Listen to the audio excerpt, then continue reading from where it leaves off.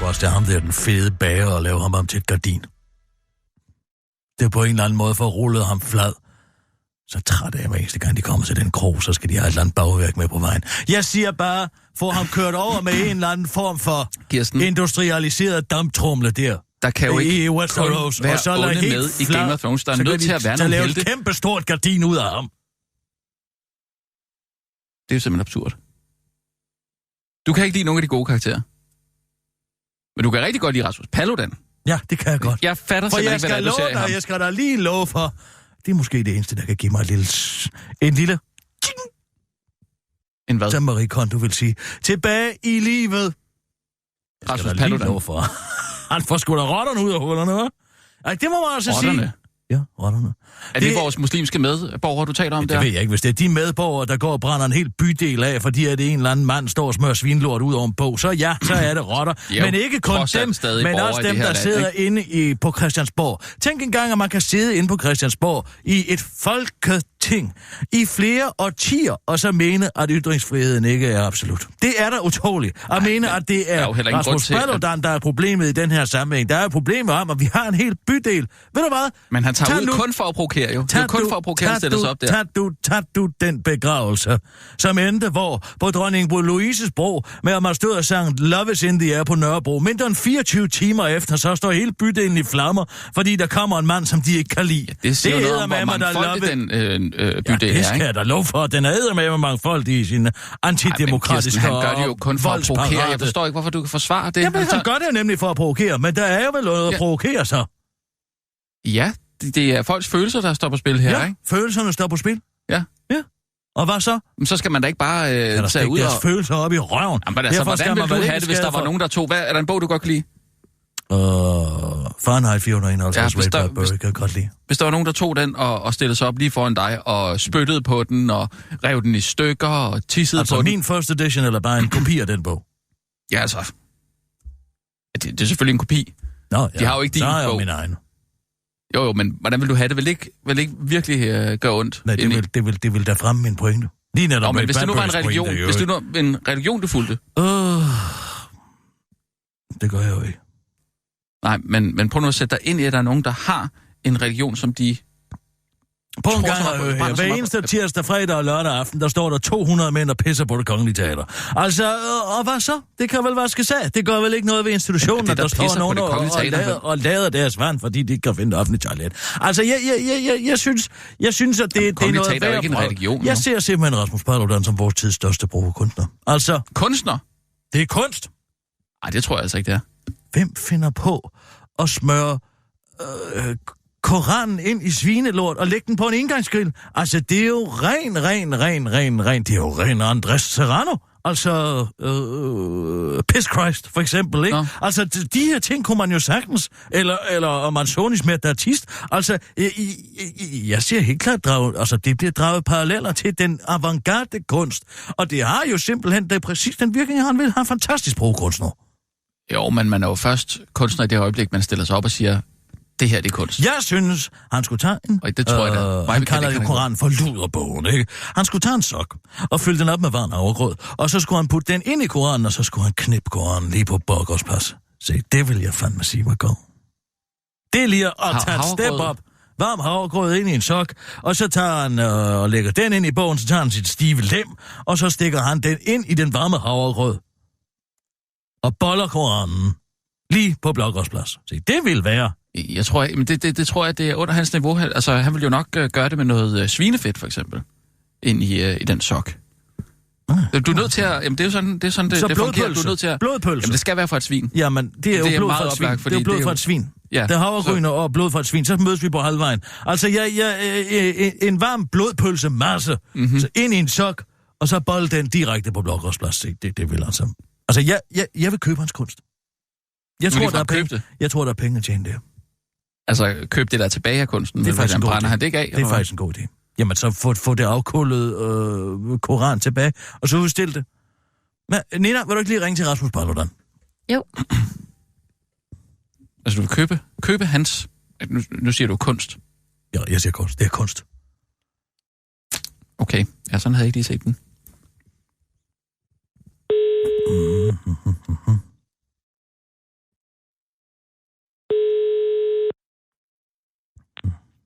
Rasmus Paludan. Goddag, Rasmus Paludan. Det er Kirsten Birgit Sjøtskreds Hørsholm her.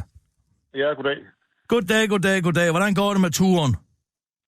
Jamen, det går da meget godt. Man kan sige, at mit budskab omkring, hvem der skal blive og hvem der skal hjem, er jo efterhånden ved at trænge ind. Det er dejligt. Ja, altså, jeg må sige, du er Danmarks største brugerkunstner. Altså, jeg ved godt, at du... Har du Danmarks største et eller andet. Har du Uwe Max i dit entourage? Er det ham, der finder på happeningsene? Nej, det er det ikke. Det er dig. Han synes, ja, det er mig, men han altså, hvordan har han det med, at hans advokat har oversteget ham i kreativ tankegang? Jeg tror ikke, jeg har oversteget Uwe Max. Det kan jeg fandme love dig for, du har. Han sidder 10 heste bagude på feltet. Men du har lidt misforstået det, fordi det Uwe Max, min gode ven, brugerkunstneren Uwe Max, siger, det er, at udover at være en brilliant advokat og fremragende politiker, så er Paludan også den store pædagog. Og det er det, der er. Det er ikke en prokunstner, det er en pædagog. Jeg prøver at lære og undervise folk om, hvad der gælder i Danmark. Det er det, jeg gør. Altså, jeg vil sige, du får i hvert fald rotterne ud af hullerne. Det skal jeg fandme lov for. Og jeg kigger på det som kunst, og jeg vil faktisk gerne have lov til at put my money where my mouth is. Ja. Fordi jeg vil gerne købe den kunst. Ja. Men vi har jo i hvert fald et billede af pædofeten Mohammed, hvor han bliver knippet i røven af en hund, mens han selv penetrerer en gris. Og det har vi faktisk tænkt os at sælge. Et maleri? Det er en tegning, en maleri af en art, som jeg har faktisk signeret, fordi det vil Frederikshavn især gerne have, at jeg gav en lille signatur, så de kunne sætte med hjem og ramme det ind med min signatur på. Jamen det jeg gerne vil, det er, at jeg vil gerne have de artefakter fra din nye korantur her. Ja, men de bliver jo brændt for det meste. Ja, men der er vel noget tilbage. Det må du tage. Der er vel en askebunke tilbage. Jo, det er rigtigt. Ligesom når Bamses hus brændte, og så var der kun aske tilbage. Ja. Ja, men altså, de materialer vil jeg gerne have lov til at være mig. Jeg tror da ikke askes... Okay. Altså, kan det lade sig gøre? Ja, altså, prisen er jo så 350 kroner per 100 gram. Du sælger det per 100 gram? Ja. Okay. Og det er jo aske. Nej, men det var... Jamen, okay, fair nok. Altså, det synes jeg, det vil jeg gerne være med til. Det er jo, hvad en trøffelost koster. Altså, det er nu ikke noget, der på den måde afskrækker mig fra det. Nu kender du mange kendte mennesker, Kirsten Birgit. Hvorfor er det, at Christoffer, han er omgivet af en masse arabiske gudbis, som snyder på Molslinjens buffet egentlig? Det forstår jeg slet ikke. Hvad siger du? Nej, men Christoffer, ham der den Medinas ekskæreste. Ja? Han sad på Molslinjen, der skulle over demonstrere, omgivet af en hel masse araber, som åbenbart var hans medfølgende entourage. Og så var der en, der sagde til den anden... hvis er det en vittighed? Nej, det er ikke en vittighed. Okay. Så var en, der sagde til den... Altså, jeg var jo glad, fordi han mener jo, at han er jo meget kendt, og så slipper jeg jo for at blive belemret af ham, fordi han sikkert synes, at han er vigtig i sig selv, ikke? Og så jeg synes, det var fremragende at sidde der, bortset fra at larmede og havde ingen værdighed overhovedet. Ligesom sådan nogle nyrige, som bare ikke kan opføre sig ordentligt i det offentlige rum. Men i hvert fald, så sagde den ene araber til den anden, hvis du vil, så kan jeg godt lige tage en kage med til dig fra buffeten. Og der er 2 problemer med det. Det er dobbelttyveri. For det første må man jo ikke tage noget med fra buffeten til en, der ikke har betalt for buffeten. Okay. Det er den første måde tyveri på. Og den anden måde, det tyveri på, det er, at kagerne hører slet ikke til buffeten. De skal betales særskilt. Så jeg blev sådan lidt... Jeg tænkte bare, det er derfor, Christoffer er blevet rig. Det er, fordi alle hans ansatte åbenbart snyder sig til mad på buffeten på Molslinjen. Så det... jeg tænkte bare, du kender jo... jeg tror også, det er de der reklamer, han laver for Huawei. Men det er det, jeg mener. Du er langt foran. Fordi jeg havde ikke set den der. Jamen, og derfor så jeg tror, at Museet for Moderne Kunst i Wien vil være interesseret i de værker der. Hvor mange værker tror du, jeg kan få? Altså, er der noget tilbage fra i går? I går ville vi ikke brænde nogen koran. Jeg fik jo forbud mod at demonstrere i hele Københavns politikreds, og så, da jeg så sagde, at jeg ville demonstrere i Vestegnen, så fik jeg en sirlig skrivelse fra politidirektøren for Vestegnens politi, som åbenbart gerne ville arbejde på en søndag for min skyld, og som så skrev, at det kunne jeg godt glemme, og det havde jeg forbud mod, og så videre. Og hvad med den, du kastede? Du kastede med en? Hvad med den? Den blev jo stjålet af det, du refererer til som en rotte. Ja, okay. Men for fremtiden vil du så ikke være venlig at samle det ind, inden du... Og så lige en lille idé. Altså nu, jeg ved godt, at jeg er ikke på dit niveau, men en impresario kan jo også godt nogle gange komme med lidt. Du tager en sok, og så fylder du den op med blodpølse. Altså den masse, man laver blodpølse af, der er masse svineblod i, ikke? Så lægger du den ind i Koranen. og så knipper du Koranen. Ja. Problemet er, at jeg har ikke nogen koran, som er så stor, at den ligesom kan rumme mit lem. Så derfor så går den ikke, men det er da sådan det. Men jeg kan sige til dig, at vi har tænkt os at hælde hvid væske ud over Koranen. Ja, det har jeg hørt, det med kernemælken. Som repræsenterer de apostaternes... Fra kristne og apostater, ikke? Ja, det er et symbol. Det er meget, meget symbolsk. Men vil du så brænde den af bagefter, for den er jo så vædet i kernemælk? Ja, men jeg tror, at vi har nogle andre væsker, som gør, at den godt kan brænde sig alligevel. Altså lampeolie, det er fremragende. Okay. Men når du er færdig med den, så vil jeg gerne have den. Og hvor mange flere gange skal du ud? Er det indtil det ligesom ikke længere kommer publikum på, eller... Altså... Nej, det er indtil, at alle radikaliserede islamister og andre i Danmark, inklusive Trine Bramsen, som åbenbart er i samme kategori som radikaliserede islamister, og statsministeren, justitsministeren, ikke udenrigsministeren, for han har sagt det rigtige, at man har ret til at demonstrere, og det er de kriminelle, der er problemet. Men de andre, de er åbenbart i samme kategori som radikaliserede islamister. Men når alle de har forstået, at man gerne må demonstrere og sige ting, som folk ikke bryder sig om, og at man ikke må dræbe folk af den grund. Når det budskab er kommet ind, og jeg kan stå i 8 timer i streg og krænke Koranen på Blågårds Plads, uden der sker noget som helst ved det, jamen så har vi jo opnået vores formål. Den dag Danmark igen er dejligt. Men jeg kan sige til dig, at men du ved godt, at fredsvagterne står stadig nede foran Christiansborg. De har stået der i 8 år. Altså, har du tænkt dig at gennemføre det indtil, at det bliver virkelighed, det der? Fordi så skal jeg jo altså virkelig købe mange koraner. Jo, men altså, det er jo så dit private økonomiske problem. Jeg er bare glad for alle bidrag til partikassen. Ja, men det er fint. 350 kroner per 100 gram. Ja. Det er en aftale. Det er godt. Det er godt, du er det godt. Og lige det sidste spørgsmål. Ja. Hvorfor indgangsgrill? Fordi det har jeg kigget på i den kunstneriske kontekst. Ja. Ja, men altså, det er jo... I starten var det jo fordi, at indgangsgrillen har jo et stativ, som står på jorden. Og det vil sige, at man latterliggør Koranen ved at lade som om først, at den skal være sådan ophøjet over jorden. Det er en pedestal. Men så sætter man ild til den og håner den ved, at den i virkeligheden brænder af jorden. Så den er ikke ophøjet over jorden. Den er affald. Den er offeret for jorden i virkeligheden. Kæft, det er godt. Jamen altså, jeg er med på det hele. Ja, det er godt. Det er godt. Ha' det godt, Rasmus. I måde, du har. Hej. Jeg fatter simpelthen ikke, du kan holde ud og høre på ham. Ka-ching! Se lige det, du. Og der er jeg sgu godt nok på dit hold, Nina. Der er, hvad det hedder, dollartegn i mine øjne. Jeg ser det. Hvis jeg køber 100 gram 350 kroner, og så får jeg det udstillet på det kunstmuseet i Wien, ikke? Ja. Hvor moderne kunst. Hvorfor det bliver... Ja, fordi at hvis det først har været der en del af udstillingen dernede, så kan det jo blive millioner kroner værd for fanden. Nå. Ja, men jeg synes også, har man ikke også et ansvar, ikke? Altså for lad mig lige trykteste den her idé. Nina, prøv lige at ringe til Michael Tauber fra Kunsthal Charlotteborg. Okay, Michael Tauber. I forstår ikke kunstner. I forstår det simpelthen ikke. I vil sikkert også synes, Duchamp var irriterende. Jeg forstod ikke det der med Mols-linjen der. Ej, der var jeg heller ikke helt med. Men langt hen ad vejen, jo. Jeg er jo avantgarde, ligesom Rasmus. Det er Michael Tauber. Goddag, Michael Tauber. Det er Kirsten Birgit Schøtz-Krets Hørsholm her. Goddag. Goddag. Har I fået redningsvæsenet ned ad vinduerne, eller er der stadig ingen lys i Charlottenborg? Nej, der er ikke mere mørke. Det er et stykke tid siden, de redningsvæsen kom ned af facaden. Prøv at høre, jeg har en idé, fordi jeg kommer i besiddelse af noget kunst. Ja. Her i løbet af de næste uger. Den skal jeg lige have igen. Hvad sagde du? Jeg kommer i besiddelse af noget kunst her i løbet af de næste uger. Nå, spændende. Ja, noget provokunst. Jeg har forstået at sige det her. Provokunst, ja. Provokunst. Det er... jeg regner med 12 skændede eksemplarer af Koranen, som har været en del af, hvad skal man sige, Rasmus Paludans tur. Korantur. Den, der foregår nu. Og det er kunst? Ja, det er der vel gået det her. Altså... Siger han selv det? Nej, det siger jeg. Er han selv blevet kunstner nu? Nej, jeg siger, han er kunstner. Han har jo mange år været Uwe Max advokat. Han har jo fanget det lidt. Du skal tale med ham selv. Du vil indse, at han har en eksponentiel tankegang. Jo, men altså, det er jo det, at kunstner er en ubeskyttet titel. Men det kræver trods alt, at den, der udfører værkerne, selv siger, at det er kunst.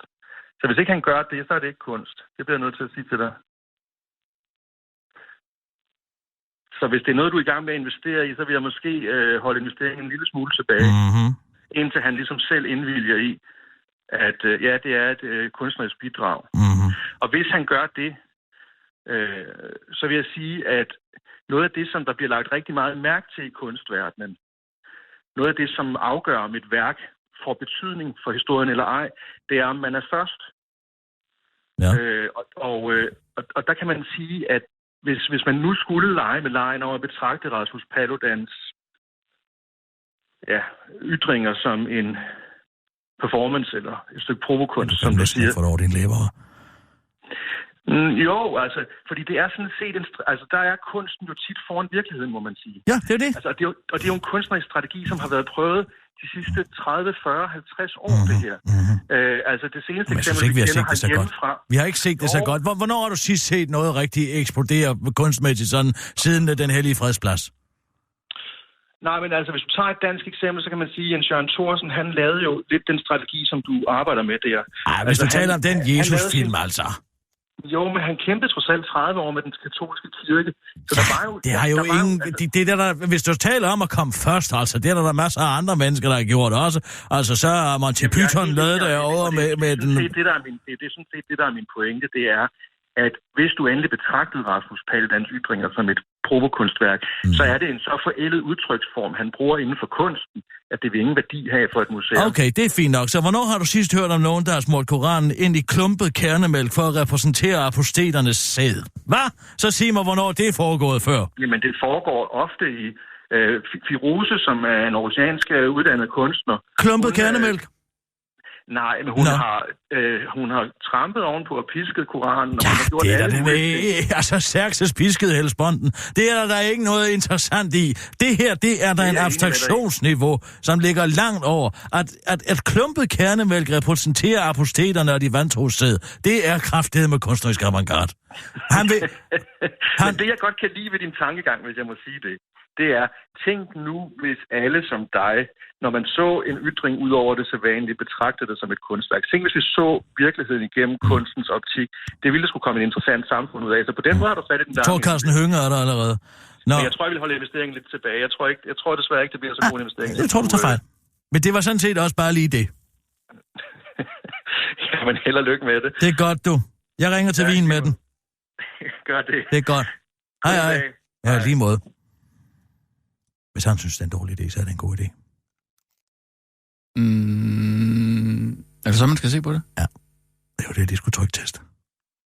Han er så frygtelig politisk korrekt. Det er en skidegod idé. Han sagde nej, det må være godt. Ja. Nå, vi tager lige en nødsudsendelse, så må du gerne lige finde nummeret på Museet for Moderne Kunst i Wien.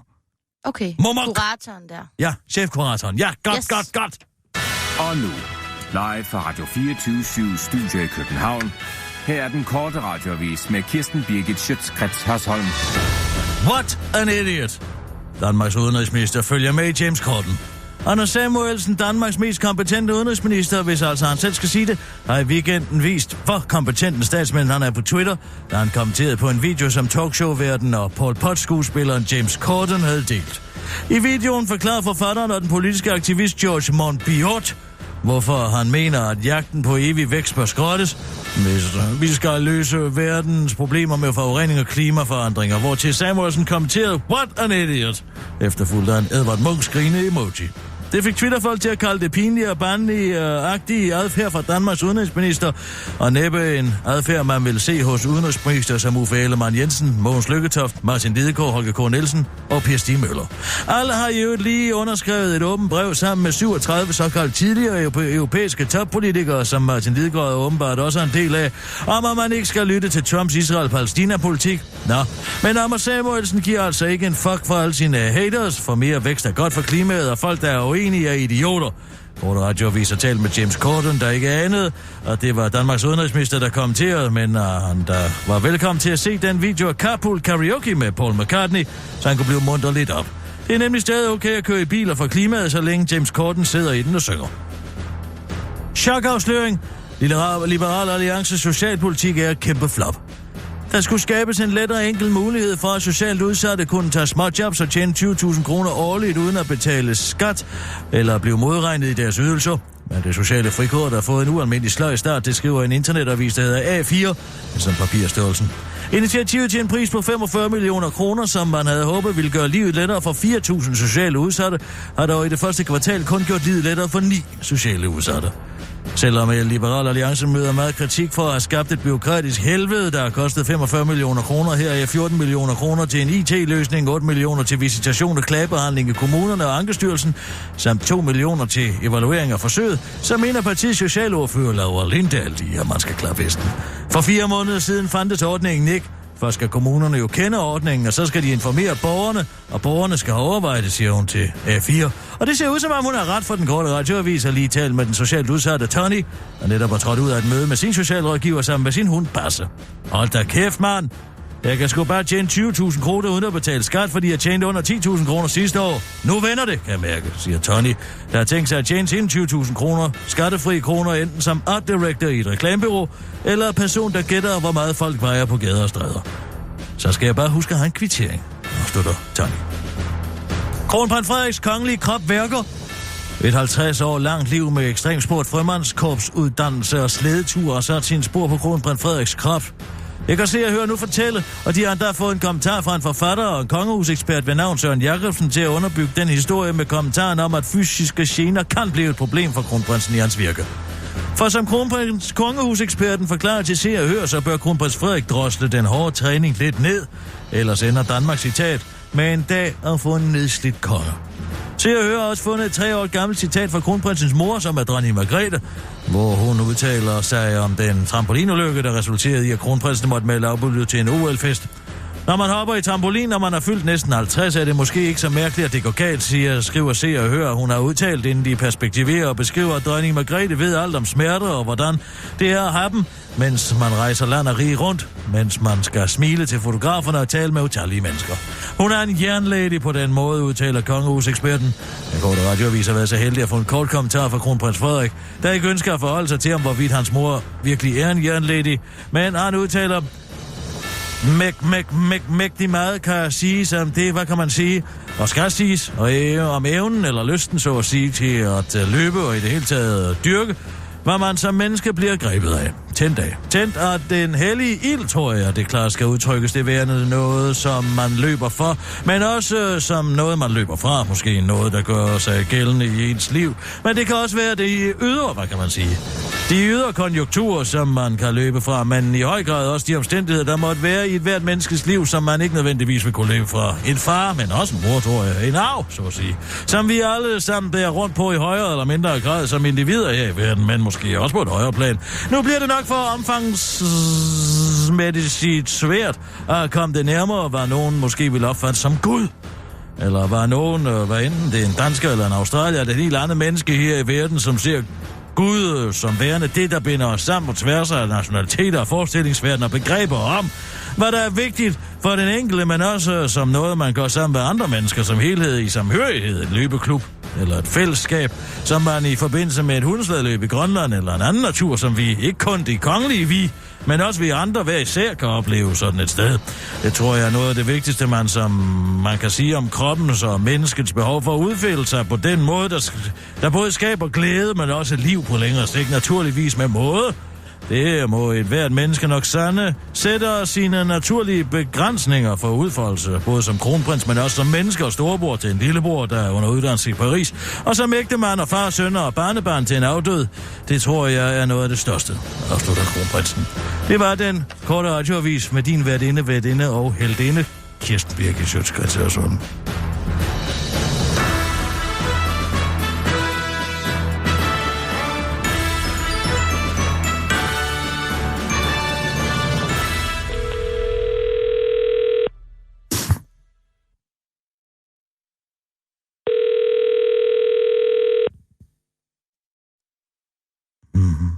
Han hedder Dr. Rainer Fuchs. Er han læge? Nej, men det er i Tyskland, der kan de fleste blive læger. Eller doktortitlen.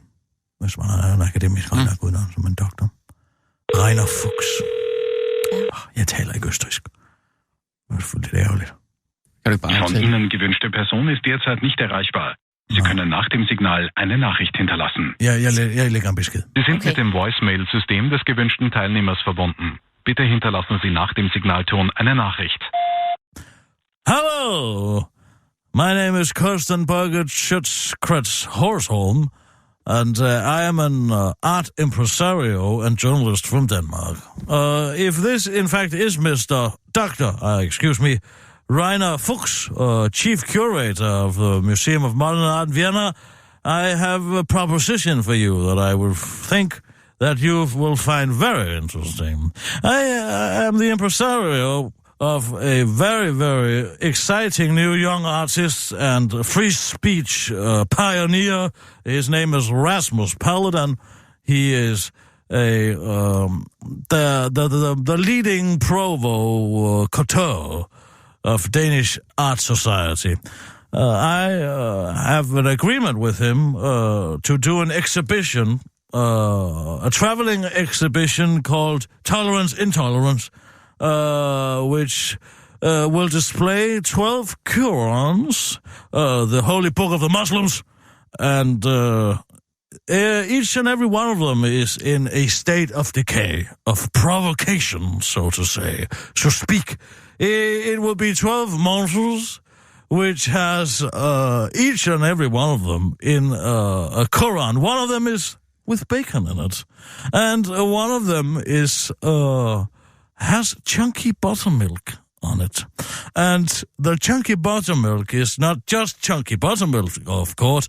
It is the representation of the seed, the spermatosis, the sperm of apostates and the disbelievers of the Muslim world. And afterwards, it has been barbecued on a one-time barbecue, which represents not a pedestal, as you might think, but the ground on which the Quran will be burning.